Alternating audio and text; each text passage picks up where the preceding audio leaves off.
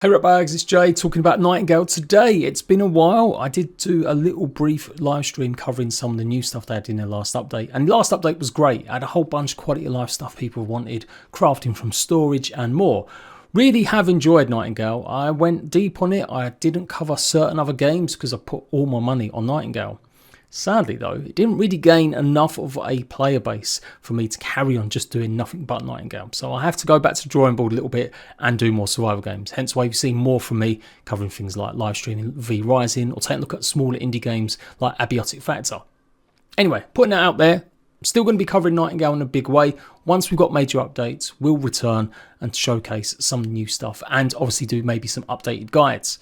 You may have noticed that crafting changed a lot in the last update and how you do it, and I did want to take a look at it, but unfortunately it's just about timing and about whether or not it's kind of worth it at the moment with the player base being a little bit low. Fingers crossed, updates like this are going to improve that player base massively. Coming up in May, we have got offline mode coming. This is a new graphic they showed off just yesterday, I think it was. Build from storage, more of that is happening. Obviously, crafting from storage is a thing from now, but building from storage is also happening. Skipping tutorial was quite lengthy. Tiered creatures could be interesting. New quests and NPCs, NPC behavior radial menu, tree felling improvements. Then coming soon, they've got new sites of power encounters, new tile sets, additional tool abilities, improved enemy AI, further NPC functionality, new gear pieces and clothing dyes. Now this is quite different to some of the stuff that they originally envisioned they'd be hitting us with once we went live. They never did a roadmap when they went live. It was only after about 6 weeks they came out with a plan that said, hey, this is what we're working on the sort of short term. And I kind of like that style. Better to do that than come up with a roadmap that you're not going to stick to or it's going to change massively. It's better to just be a little bit short term and focus on stuff. And they clearly focused on problems and issues with the game first, major crashes, server issues. And I have to say most of that is all done now. Also, alongside all of these short-term improvements and immediate stuff, they're still working on new content and features, including biome, major and minor cards, and increase the build structure cap, triangular build pieces, new weapons, new enemies, and more. Some of that stuff probably won't be here until like June, July, maybe even August.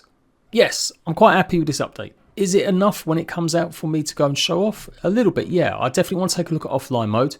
Apparently that's what a lot of the kids giving bad reviews on Steam were crying hard about. Even though I'm still going to say it, the game was advertised fully as an online only game. But after feedback and saying that they wanted it a bit earlier, as it was kind of always meant to be planned, I think, they have now put it to more of the priority. So hopefully that does boost the reviews. They're going steadily up from like 58% to 65% recently. I reckon this will plateau about 70% as it keeps getting more updates.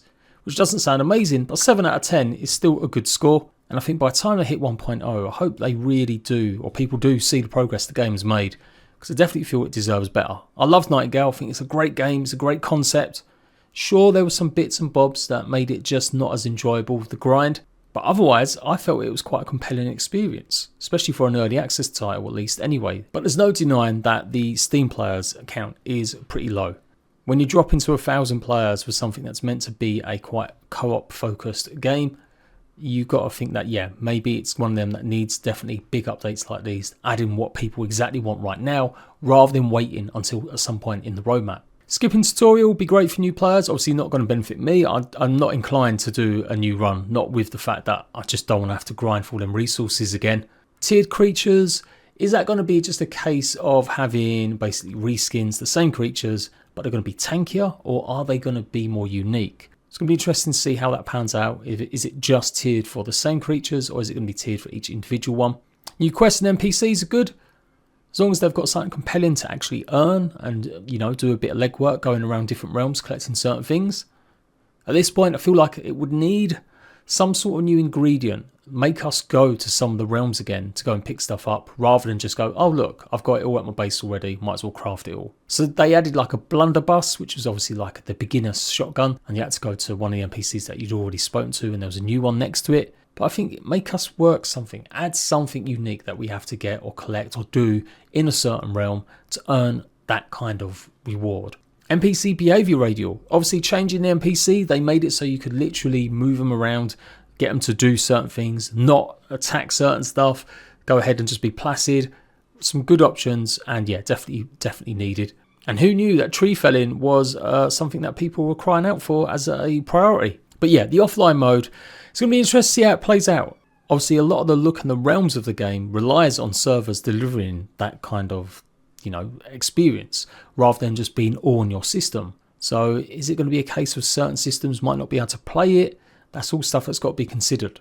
New site of power encounters, new tile sets, all that stuff's great. Especially with the site of powers. Obviously, once you've played it a good amount of hours, I put like nearly 150 hours in, I think, just within that first 2-3 week window. You can see why some people would get a bit bored of doing the same sort of puzzle sets or the same sort of jumping stuff. I was nonplussed. It was just a way to farm. There's farming in every game, and if you're farming for essence, that's no different than just farming certain resources in other games too. You think of like killing alphas in Ark, I guess it's more a bit thrilling because you're taking on a dangerous creature. But I really like the idea of the towers and the puzzle elements and something just a bit different than just bog standard slaying another creature to get a body part. So yeah, fingers crossed these will be good and it will hopefully give a bit more variety. New tile sets is one thing I don't think Nightingale needs. We've got so many build pieces, so many stuff, but I think the idea is to make it more individual and look more unique. Maybe if you've played a lot of Conan, you know a lot of the DLC build sets gave particular different styles or different building pieces rather than just complete reskins of just what we've had. Now I would say Nightingale's build sets already kind of do that. They definitely feel different, they look different, but it looks like they are going to be adding new structures maybe with these tile sets. Additional tool abilities. Okay, see what that is all about. Improved enemy AI, that was a big criticism as well in the Steam reviews that I've read, that people just weren't feeling that the AI was kind of engaging enough. I always thought they were pretty good. They reacted. I've spoke about this a lot in reviews, so I don't want to go on about it too much. But for me, yeah, it shows that a lot of people haven't played a lot of other survival games. This isn't an action RPG made by Ubisoft.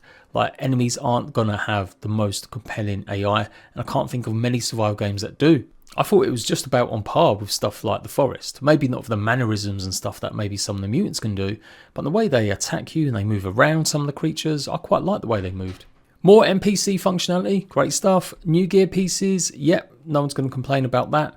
Now that I've got a clearer system on how to craft, that was what the big update last time really did.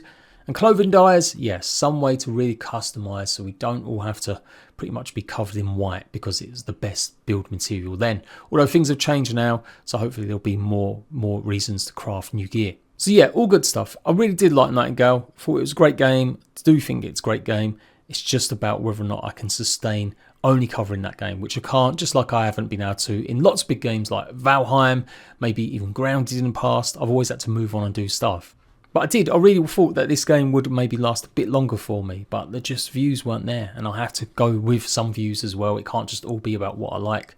I've got to think about what kind of games I can put out there. Yeah, just explanation. So yeah, you're going to see more Valheim from me in the Ashland soon. Take a look at some other games like Survival Fountain of Youth. But as soon as this update drops, I'm going to do my best to cover it and showcase all the changes and do some more new fresh guides. So there we go, folks. Hope you enjoy the rest of your day. I'll see you for more Survival Games news. Bye-bye.